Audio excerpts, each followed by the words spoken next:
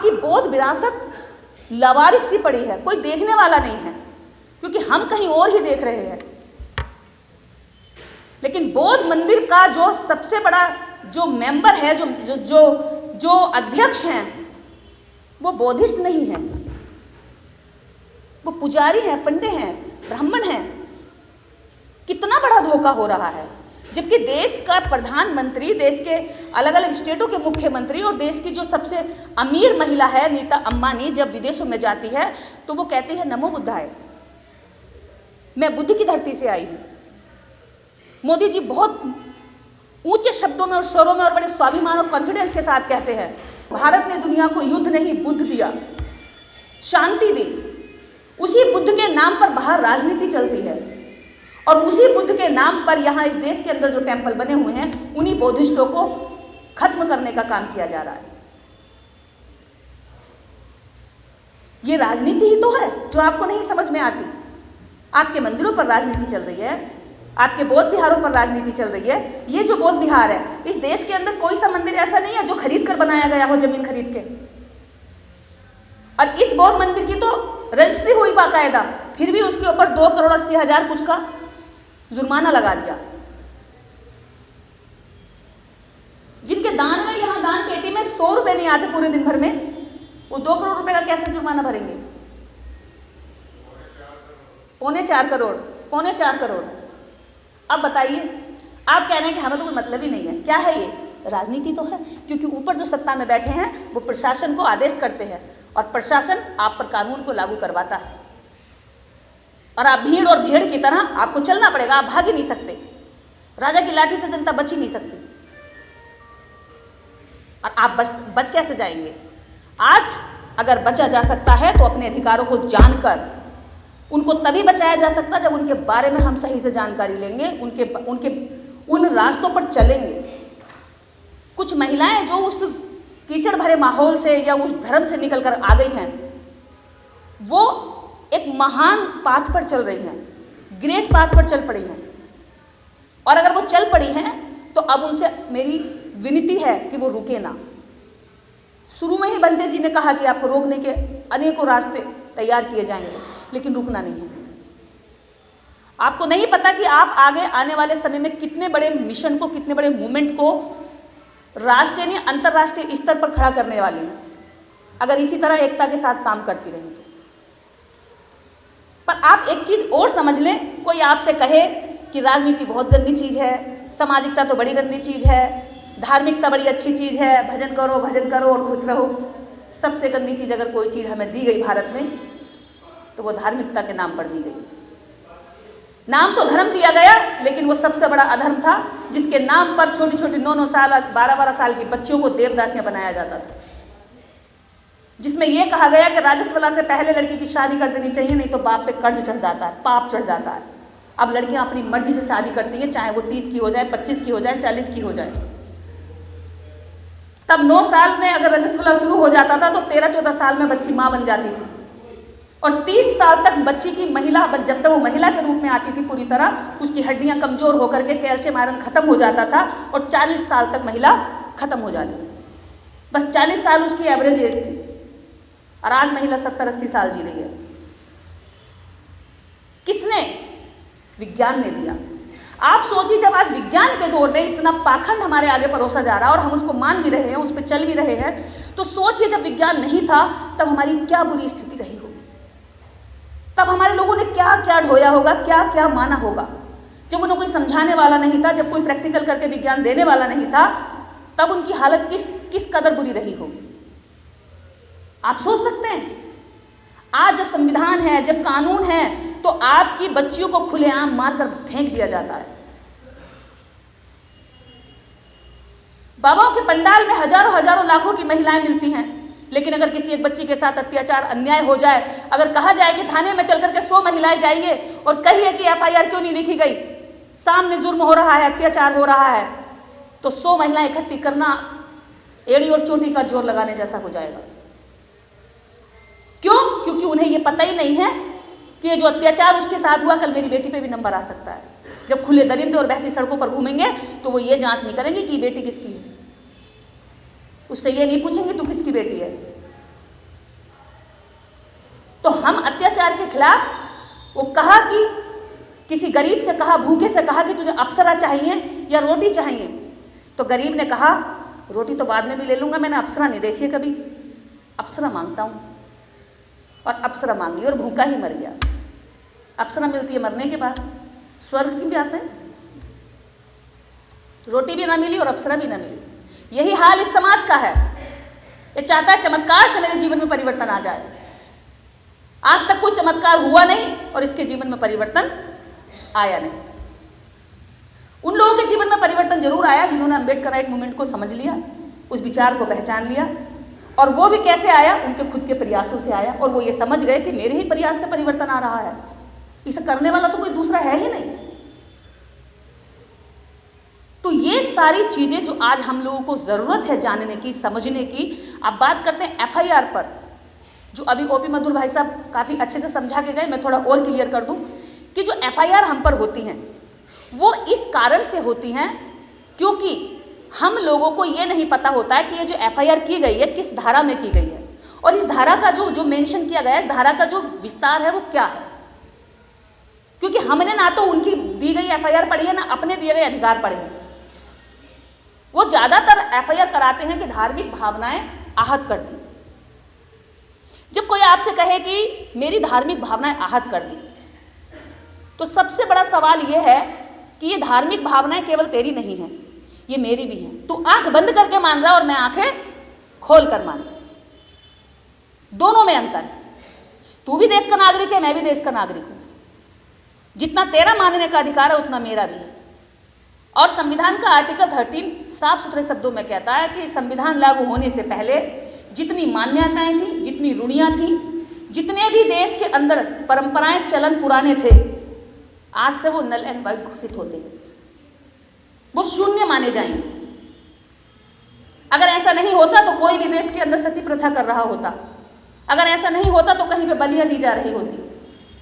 अगर ऐसा नहीं होता तो मंदिरों में हजारों की तादाद में हर दिन जो है छोटी छोटी बच्चियों को देवदासी बनाकर पुजारियों को समर्पित किया जा रहा होता। मेरे जीवन के 30 साल कट चुके हैं और इसमें अगर मैं आज जिंदा हूं तो इसमें किसी देवता भगवान की भी देन है, ये विज्ञान की देन है। बहुत बार बीमारियां हुई, अगर उनका सही इलाज नहीं हुआ होता तो समय से मर गई होती। आप सबको भी हुई होंगी। कई बार लगा होगा ऐसा कि आखिरी दिन चल रहा है। अगर आज हम इंसान हैं तो ये इसमें भी किसी भी ताकत, किसी भी शक्ति का कोई देन नहीं है। ये प्राकृतिक घटना है जो माता और पिता के द्वारा हुई। तो मेरे जीवन में उनका योगदान क्या है, जिनकी वजह से मैं पूरा टाइम जपने में, समय निकालने में। कल ही मैं एक महिला को सुन रही थी, मैं जा रही थी पैदल वॉक पर और आगे एक महिला जा रही थी, कह रही थी कि मैं मंदिर जा रही हूँ। अपनी लड़की को डांट रही थी कि मैं मंदिर जा रही हूँ, मेरा दिमाग मत खराब कर, तुझे बर्थडे में जाना है तो जा, लेकिन मुझे मंदिर जाने दे और मैं 1 घंटे बाद आऊँगी। 1 घंटा वो मंदिर में गुजारेगी। अगर 1 घंटा अपनी बच्ची को बैठ के समझाती तो उसकी बच्ची हो सकता था कि उसकी बात मान लेती।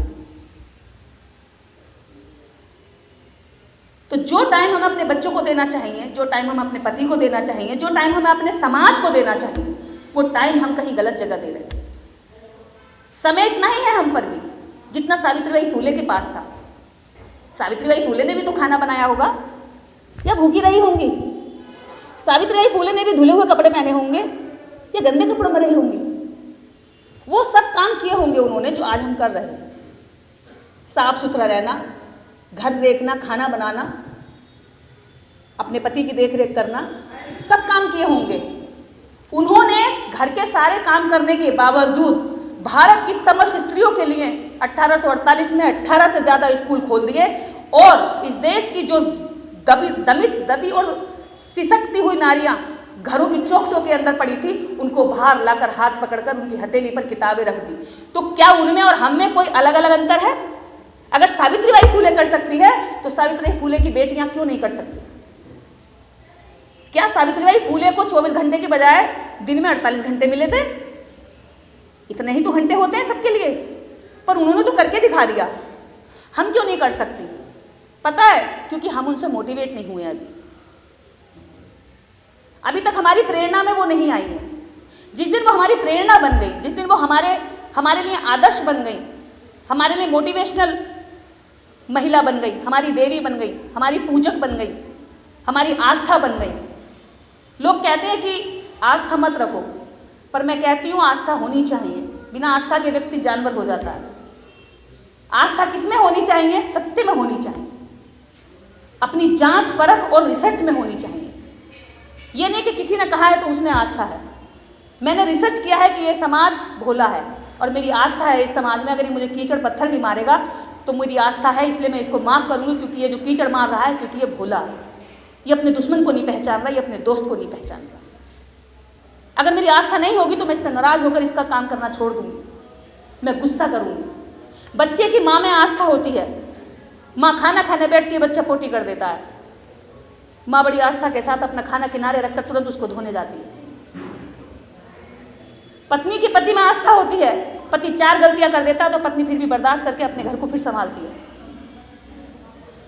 बिना आस्था के नहीं चलता है कुछ भी। अगर हमारी बुद्धि में आस्था नहीं होगी तो हमारा विश्वास नहीं जमेगा, हम दूसरों पे असर नहीं डाल सकते। लेकिन आस्था उस पर नहीं कि किसी ने कहा कि इसके नीचे दबा हुआ मटका सोने का है और आप मानते जाओ और पूछते जाओ, एक दिन खुलेगा और अलादीन का जिन निकलेगा और मेरी सारी मनोकामनाएं पूरी करेगा। नहीं, आस्था होनी चाहिए आपके अपनी सच्चाई में, आप अपनी रिसर्च में।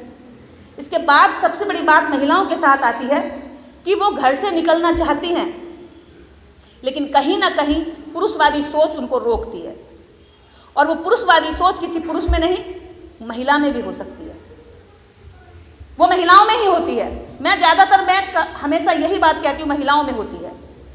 जब आप मिशन मूवमेंट पर चलेंगी, जब आप परिवर्तन की बयार पर चलेंगी, जब सावित्रीबाई फूले चली थी और घर घर जाकर बोल रही थी कि अपनी बच्चियों को मेरे साथ पढ़ने भेज दो, तो औरतों ने कहा कि तेरे साथ फालतू में 2 घंटा भेजेंगे, 2 घंटे में तो हमारी लड़कियां गोबर थाप लेंगी, बकरी चरा लाएंगी, और तेरे साथ क्या मिलेगा, चल जाए यहाँ से।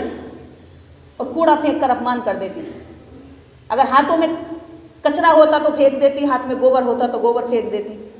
और सावित्री निराश ना होकर के केवल उदास होती थी और चली आती थी। अगले दिन फिर जाती थी। जानती क्यों जाती थी अगले दिन? क्योंकि उनकी इस समाज में आस्था थी। मैं फिर जाऊंगी, ये आज नहीं समझ रहा तो कल समझेगा। निराश होती थी, कई बार उदास हो जाती थी।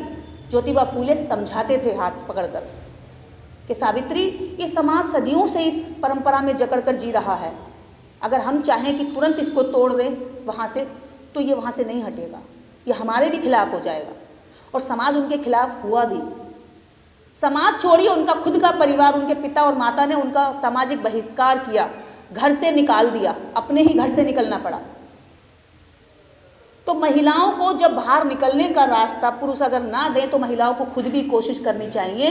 ये बहाना नहीं मारना चाहिए कि मेरा तो घर से रास्ता बंद कर रखा है। जब इस समाज की महिलाएं बिना अपने पति की इजाज़त लिए बाबा की कथा में जा सकती हैं, तो अम्बेडकर एक मूवमेंट में क्यों नहीं आ सकती? हजारों हजारों मंदिरों की शोभाएं बढ़ा सकती है, हर मंदिर पर भीड़ लगी है। जब ये वहां जा सकती हैं तो अपने बुद्ध विहारों में क्यों नहीं आ सकती? आ सकती है। यही अगर कथा हो रही होती किसी बाबा की और किसी एक ग्रुप में चला जाता तो ग्रुप की एक एक महिला पहुंचती। हमने हजारों ग्रुप में भेजा लगातार, लेकिन महिलाओं की संख्या कितनी है आपके सामने? कुछ ही समझदार और जागरूक महिलाएं यहां बैठी। और जिन पुरुषों को हम लगातार कई बार हम द्वेष दे देते हैं, उनकी भी एक सबसे बड़ी कमजोरी ये है कि उनको जन्म से नहीं मिशन मिला। उन्होंने कुछ कहीं सुना, कुछ पढ़ा, अपनी मेहनत से सीखा, समझा। और हर कोई जो भी सीखता समझता है अपनी मेहनत से सीखता समझता, कोई किसी को विरासत में नहीं देता। भंते जी ने कहा कि योग्यता फल की तरह किसी पेड़ पर नहीं उगती है, उसे तराशना पड़ता है अपने ऊपर मेहनत करके। रही बात पुरुषों की, तो पुरुषों के बीच में जो उनके मस्तिष्क की संरचना है वो बचपन से कैसी हुई, उसके पीछे भी महिला, क्योंकि उसी ने पाल के बड़ा किया कि एक औरत को किस तरह से रखना चाहिए। घर के निर्णय लिए जाते हैं तो औरतों से नहीं पूछा जाता तुम जाओ, तुम क्या करोगी, आदमियों की बात चल रही है। अगर औरतें बैठी होंगी तो आदमी उसके साथ नीचे बैठने में शर्म महसूस करेगा, अरे औरत बैठी नीचे, मैं भी नीचे कैसे बैठूंगा, कुर्सी देखेगा। और सोचेगा कि अरे इसके साथ ये तो औरतों का मैटर चल रहा, मेरा क्या मतलब है। जबकि वो सबसे महत्वपूर्ण बात है, क्योंकि अगर वो संवर रही है, वो सुधर रही है, वो सही रास्ता अगर जीवन में उतार रही है, तो आपके बच्चों को सही रास्ते पर ले जाएगी। आपको खतरा नहीं रहेगा कि मेरा बच्चा कहीं गलत ना हो जाए। आपके कितने खतरों को कम करने के लिए वो सही रास्ते पर चल रही है और आप उनके साथ बैठ नहीं सकते, तो इससे पता चलता है कि अभी आप मिशन के लिए तैयार नहीं हैं। अगर महिलाएं पूरी तरीके से घर में संस्कारवान हो जाएं, बुद्धिज्म परंपरा के बारे में जान लें, तो क्या आपको लगता है कि आपको बच्चों को समझाना पड़ेगा ज़्यादा? बिल्कुल नहीं समझाना पड़ेगा। अरे एक एक ट्रेनर, एक एक कैडर वाली महिला अगर हमारे घरों में होगी तो हमारे लिए हर घर तैयार हो रहा होगा और अपने आप तैयार हो रहा होगा, वो खुद कर रही होंगी। हमारी मेहनत कम हो जाएगी।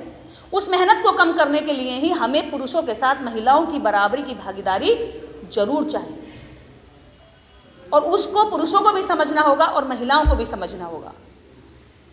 क्योंकि जिन लोगों से हम लड़ रहे हैं उनकी महिलाओं ने बहुत ट्रेनिंग और कैडर बचपन से लिया होता, जो ट्रेनिंग हमें नहीं मिलती है। उनके 5 साल के बच्चे को वो ट्रेनिंग मिल जाती है जो हमारे 80 साल के बुजुर्ग में नहीं होती। उसका 5 साल का बच्चा ये जानता है कि कौन दबाने का जात है और कौन जो है बराबरी में खाने का जात है। हमारा नहीं जानता। हमारे को तो किसी ने थोड़ा सा जाति सूचक शब्द बोल दिया तो उसको ऐसे लगता है पूरा शरीर की ताकत ही खींच ली, ऐसे हो जाता है, एकदम दाबाडोल हिल जाता, पत्ते की तरह कांपता है। वो जवाब ही नहीं दे पाता कि मैं कैसे छोटा हो गया, मैं कैसे नीच हो गया, मैं कैसे कमजोर हो गया, मैं कैसे तुझसे कम आंक रहा है तो मुझे क्यों? क्योंकि उसकी माँ ने उसे बताया ही नहीं। उसकी माँ को खुद ही नहीं पता, बताएगी क्या? तो बच्चा स्कूल में डर रहा है, बच्चा कॉलेज में डर रहा है, बच्चा शोषण हो रहा है। और फिर ऐसे कितने सारे केस हैं जो यूनिवर्सिटियों में हमारे मेधावी छात्रों ने आत्महत्याएं की हैं, जो पढ़ने में तेज थे, जो हर कंपटीशन को पार कर गए, लेकिन जाति का जो दर्द है उससे नहीं लड़ पाए। पायल तड़वी, रोहित बेमुला, जाने कितने एग्जाम्पल हर साल आते हैं जो हमारे बच्चे फांसी पर लटक जाते हैं या उनको लटका दिया जाता है, क्योंकि हमारी जो ट्रेनिंग है कहीं ना कहीं वो इस लायक नहीं हो पा रही है कि हम अपनी विरोधी विचारधारा से लड़ सकें या उससे जीत सकें। आज मैं जिस अवस्था में हूँ, पूरे देश में इस बात की चर्चा है, अभी सुबह से भी कई लोगों ने ये बात करी। मैं अब इस पर थोड़ा सा बोलना चाहूँगी, क्योंकि जब महिला गर्भावस्था में होती है तब उसके अंदर बहुत सारे परिवर्तन आते हैं। 1000 हार्मोनिकल चेंजेस होते हैं जो वो खुद भी नहीं समझ पाती। कभी रोने का मन करता है तो कभी खूब हंसने का मन करता है, कभी किसी से लड़ने का मन करता है तो कभी किसी को खूब चाहने का मन करता है, तो कभी कुछ खाने का मन करता है तो कभी बिल्कुल कुछ खाने का मन नहीं करता है, कभी घूमने का मन करता है तो कभी बंद दरवाजे में अंदर खुद को बंद करने का मन करता है। उन बदलावों से समाज परिचित नहीं होता है, लेकिन हर महिला परिचित होती है। पर उन परिचित परिस्थितियों को कोई भी महिला अभी तक किताब में दर्ज नहीं कर पाई। सबके साथ गुजरा। मैं नेशनल लेवल पर देख रही थी कि कोई मुझे ऐसी पुस्तक मिले पढ़ने के लिए जो इस अवस्था के बारे में बताए, इसके बारे में मुझे और अच्छे से गाइडेंस मिल जाए, मैं सीख लूँ, मैं लर्न करूँ। लेकिन मुझे नेशनल तो छोड़िए, इंटरनेशनल लेवल पर कोई अभी तक ऐसी किताब ढंग की हाथ नहीं लगी जिसमें किसी महिला ने अपनी जर्नी लिखी हो। वो जर्नी जिससे दुनिया बन रही है, जिससे देश की जनसंख्या बन रही है, जिससे नागरिक बन रहा है, जिससे इंसान बन रहा है, जिससे हमारी पीढ़ियां चल रही हैं, वंश चल रहे हैं, उस पर कोई किताब नहीं है। जब मैंने शुरू में ये चीज़ देखी, जांची, मुझे नहीं मिली, तो मैंने सोचा कि चलिए ये छूटा हुआ काम भी लगता है कि मेरे कंधों पर है। और मैंने अपनी प्रेगनेंसी के पहले दिन से ही जो मुझे अनुभव हुआ वो मैंने एक डायरी में लिखना शुरू किया। सुबह से लेकर शाम तक का सफ़र लिखा, और आज वो सफ़र सुबह से शाम तक का लिखते लिखते 8 महीने का सफ़र हो गया है। और मैंने अपने आप को ये सोचा कि मैं अपने काम को नहीं छोड़ूंगी। इस पॉजिटिव एनर्जी के साथ मैं खुद के लिए चैलेंज देती हूँ कि मैं रुकूंगी नहीं अपने काम से। और ये मैंने करके दिखाया। मैं खुद की चैलेंज पे अड़ी और मैंने वो करके दिखाया। मेरे पहले महीने से लेकर 8वें महीने तक मैंने पूरे देश भर के अंदर प्रोग्राम किए। पंजाब, हरियाणा, उड़ीसा, मध्य प्रदेश, यहाँ तक कि तमिलनाडु तक गई मैं। अभी 9वें महीने में भी 3 तारीख का कार्यक्रम था, मैंने वो पोस्टपोन, हमने अपना प्रोग्राम रखा था, इसलिए हमने मना कर दिया कि हम नहीं आएंगे। फ्लाइट की टिकट कराने के लिए वो लोग तैयार थे, लेकिन मैं नहीं गई। अब बात यहां आती है कि क्यों ऐसा नहीं हो पा रहा है? क्योंकि जो समाज की सबसे मुख्य कड़ी है, जो समाज का सबसे मुख्य स्तंभ है, महिला, वहां पर ध्यान नहीं दिया गया, वहां बताया ही नहीं गया कि आप अगर किसी को नए चीज का निर्माण कर रही हैं तो उस निर्माण की कितनी आवश्यकता समाज में सही तरीके से करने की। और वो निर्माण कहां से गलत होता है? वो हमारे संस्कारों से, हमारी परवरिश से ही गलत होता है। आप सोचते हैं जो सड़कों पर रेपिस्ट घूम रहे हैं उनके कोई अलग लिखा हुआ है कि मैं रेपिस्ट हूं? नहीं लिखा होता। उनके भाव, उनके विचार, उनके संस्कार ऐसा करने के लिए उन्हें मोटिवेट कर देते हैं और वो ऐसा काम कर जाते हैं। और वो कहीं दूर नहीं होते, हमारे आस पड़ोस में हो सकते हैं, हमारे रिश्तेदारी में हो सकते हैं, हमारे पहचान वालों में हो सकते हैं, या हमारे बहुत करीबी हो सकते हैं। ये सब चीजें इसलिए होती हैं क्योंकि हम उसको ढंग से ना समझ पाते हैं और ना ही समझा पाते। महिलाओं पर समाज की सबसे बड़ी जिम्मेदारी है, मैं हर बार ये बात बोलती आई हूं, और महिलाओं को बराबरी में लेकर के साथ चलने की जिम्मेदारी पुरुषों की भी है। अगर पुरुष ये सोचें कि भैया ये तो अपने आप ही जाएंगे, हम क्यों इनका साथ दें, तो ये भी एक तरह से कमजोर पत्ते को टूटने के लिए छोड़ देना जैसा है। उस हालत में अगर महिलाएं संभल रही हैं और काम कर रही हैं तो ये उनकी हिम्मत को दाद वाली बात है, दाद देनी चाहिए। आज इस देश के अंदर अगर वास्तव में कोई सही दिशा का काम कर रहा है तो वो अम्बेडकर राइट मूवमेंट के लोग कर रहे हैं। बाकी सबको लगता है कि इस देश के अंदर जो अभी एक बहुत बड़ा शोर मचा करके धर्म को प्रचारित किया जा रहा है कि उस धर्म के लोग बाबा कर रहे हैं, ज्ञानी कर रहे हैं, या कोई संत साधु कर रहे हैं, ऐसा ये बिल्कुल भ्रम की बात है। अगर इस देश में वास्तव में कोई पॉजिटिव एनर्जी दे रहा है, इस देश में अत्याचार के खिलाफ कोई लड़ रहा है, बहन बेटियों के रेप के खिलाफ कोई लड़ रहा है, सम्मान के लिए कोई लड़ रहा है, तो वो अम्बेडकरवादी मूवमेंट के लोग हैं, वो बौद्धिस्ट लोग हैं, क्योंकि वही थोड़ा सा उजाला बचा हुआ है ज्ञान का भी और सकारात्मक सोच का। तो जहाँ जितने लोग हैं मैं उन सभी से ये विनती करती हूँ कि इस मिशन को, इस मूवमेंट को आगे बढ़ाने के लिए आप ये ना सोचें कि किसी एक व्यक्ति की जिम्मेदारी है या मीना जी की जिम्मेदारी है या केवल निर्देश की जिम्मेदारी है। अगर हम सभी सम्मानित जीवन जी रहे हैं तो हम सबकी जिम्मेदारी है कि इस मिशन को आगे बढ़ाएं। सम्मान का जीवन केवल मैं नहीं जी रही हूँ, केवल आप लोग नहीं जी रहे हैं, वो लोग भी जी रहे हैं जो हमारे आस पड़ोस में रहते हैं लेकिन काम हमारे साथ करने के लिए कभी नहीं निकल कर आते। तो उन लोगों को एहसास कराना भी अब हमारी जिम्मेदारी है, क्योंकि हमें भी तो किसी ने एहसास कराया। अगर कोई हमें नहीं जगाता तो हम कैसे जागते? तो अब हम जागे हैं तो हमारी भी जिम्मेदारी है कि हम बाकी लोगों को जाकर के बताएं। कैडर का यही मीनिंग होता है कि हमने जो जाना है, सीखा है, वो हमें और लोगों को बताना है, और तभी ये कैडर सफल होते हैं। वरना इस 4 दीवारी के अंदर कही गई सारी बातें अगर यहीं दम तोड़ देंगी तो उनका कोई मतलब नहीं होता।